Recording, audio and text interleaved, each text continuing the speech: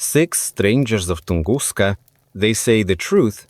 The taiga is one of nature's mysteries. It doesn't let strangers in. And once you've been there, you'll forever be under its indelible impressions for the rest of your life. My father, due to his geological profession, dragged me with him all over the then Soviet Union. From Amur to Yakutia, from Yenisei to the Caspian, from the Gulf of Ob to the Black Sea coast, visiting Altai and the Urals and the mountain spurs of the Caucasus. I was 9 or 10 years old at the time, and I still remember our get-togethers around the campfire in the company of bearded geologists like himself.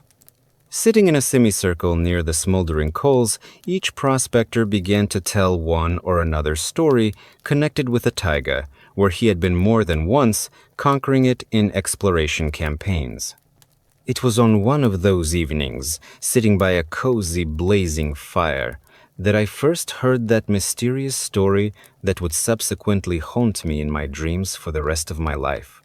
As it turns out, everything my father told me back then was the purest truth, supported by facts and scientific analysis. But no one has ever found any explanation for this mystical phenomenon. Later, many people have racked their brains over this inexplicable anomaly that occurred in the Podkamennaya-Tunguska tract, but unfortunately, over time and to this day, this story remains a complete, unsolved mystery. And now, actually, the story itself, once told by my father.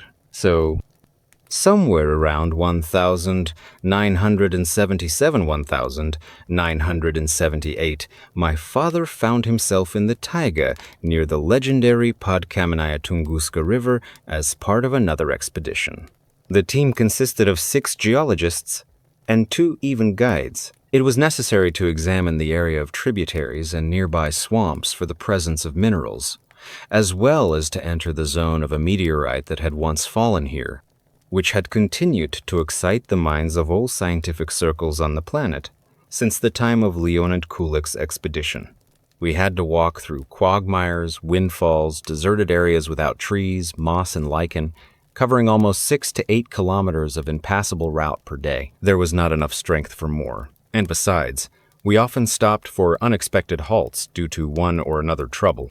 I was terribly plagued by mosquitoes almost the size of half a finger, and small taiga midges crawled under any folds of clothing, causing an unbearable itch throughout my entire body. And so, one such day, as we were walking in a line over the hummocks of yet another endless swamp, the guide walking ahead suddenly raised his hand in warning, pointing to a small protruding hillock. When everyone cautiously approached, they saw a stranger lying face down, as if he had just tried to get out of the viscous, sucking swamp. There was no doubt that this was an unfamiliar geologist. Father and his group examined it, turning it over and checking everything, right down to the woolen socks, photographed it, entered its location on a map, explored the area around it within a radius of half a kilometer, but found nothing else. No traces of other participants in the expedition, no personal belongings, no photographs, and not even documents. The nameless man, who somehow ended up in the middle of the swamp, and in such a completely preserved condition, was buried right there near the hummocks of the quagmire, with a homemade cross made of cedar branches installed on the hillock. Before this, Father had drawn everyone's attention to the scratches that cut through the stranger's hands, as if he had made his way through thorny bushes, which in general did not exist in this climate zone. There was a feeling that the nameless explorer had just appeared, out of nowhere, having fallen out of a time portal into the real reality of the unfamiliar space surrounding him. The absurdity of the situation was also in the fact that in his tablet, the geologists discovered a nearly new map of an area unfamiliar to them, dating back to the 20s of the current century. The expedition leader ordered to call a helicopter by radio and announce the strange discovery. But here's what turned out to be strange. The radios, which had previously been working in the receive and transmit mode, fell silent completely from the moment the stranger was discovered, completely ceasing to emit any sounds. The geologists no longer heard even the usual interference and static on the air. no matter how much they tried to restore them to working order. Father later told me that all this time, while they were near the stranger, examining and checking everything necessary, some kind of animal was wandering around in a circle not far from them, growling gutturally as if guarding its post. Having covered another 15 kilometers in 2 days and reached another rocky tributary, the expedition again came across the same stranger, lying in the same pose as before, in the same clothes, boots, with a tablet and scratches on his hands. Having turned over the second body in amazement, the group of geologists with the father saw the same face, completely indistinguishable from the previous one. The first thought was that this was the twin brother of that prospector, but when they thoroughly examined the scratches, everyone formed the unshakable opinion that in front of them was a real mirror phantom of the previous stranger. Everything matched to such the smallest details that it was time to see a neurologist. At least, that's what the dumbfounded geologists thought. Maybe we made a detour and came out at the same place? Asked one of the team, but immediately hesitated, realizing the absurdity of the situation. The area was completely different. The swamps had long since been replaced by the rocky shores of the Podkamenaya Tunguska, and the very appearance out of nowhere from an already dug grave negated all scientific and unscientific speculation. The dead man himself could not have gotten out on his own after burial, even if he had been alive, right? At this point, everyone was wondering if we had gone crazy, brothers. Maybe some fumes were affecting our consciousness, causing such obvious hallucinations. There are group insanities described in medical reference books, and then they answer themselves. What the hell kind of hallucinations are you having if you can lift a body, turn it over, photograph it, and bury it a second time? There was a clear whiff of mysticism here. The event guides had disappeared somewhere at night, without even taking any provisions with them. This phenomenon had obviously scared them to death. Since they decided to leave the expedition in the middle of its route, and the nearest transit point was at least 300 kilometers away through forests, swamps, and impassable quagmires. In such cases, my father would speak around the fire, telling a mysterious story. In general, so as not to bother you with waiting for the finale, I will finish by saying that our expedition, after several weeks, one way or another still reached a populated area, all exhausted, hungry, but surprisingly alive.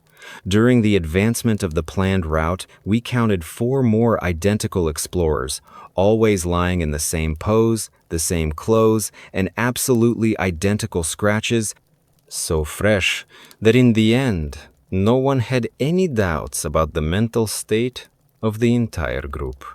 The guides never showed up, and here's the most interesting thing, he continued, throwing his cigarette butt into the fire. Every time a stranger was discovered, there were always some huge bears wandering around him, within 100 meters. And, let me clarify, completely different ones. We saw them from afar, but they did not approach us, apparently performing some function known only to them. It seemed like they were guarding, he thought. If this were a group hallucination, then the bears should have been identical, right? We had no choice but to simply take pictures, enter the strangers we discovered on the map, and immediately leave without disturbing the furry guards. Having arrived at the transit point, our expedition leader telegraphed the capital to send another group of researchers to that area, this time at the government level. As evidence, developed photographs of various and dissimilar localities were attached, with the same stranger in the center of the pictures. The same one, only from different angles. Unfortunately, that's where my memories ended. What happened next, I don't know. My father later went missing during an expedition somewhere in the gorges of Altai. My mother and I were very sad. He was a wonderful person, a geologist with a capital letter, and I would have forgotten all this. So much time had passed. But attention! Just recently, I accidentally came across an old file of the magazine's Technology for Youth from the 1980s. And in one of the issues, I was amazed to find an article by some professor, Strangers of Pod Kamanaya Tunguska. It described an expedition that visited that mysterious deserted area after my father. They also saw the dead prospector, and bears still roamed around each of them, always different ones. The magazine included a map of where the expedition found them. 6 crosses, 6 strangers, identical, in the same pose, no smell of decay and fresh scratches on the hands. In clothes and ammunition from the time of Leonid Kulik, in 6 different places, with distances between them of almost 50 kilometers. It turns out that my father was right when he told this mysterious story around the next fire. So, there was another expedition, this time a government one at the highest level. So the team members saw all these mysterious strangers. It turns out, however, why groundless speculation now?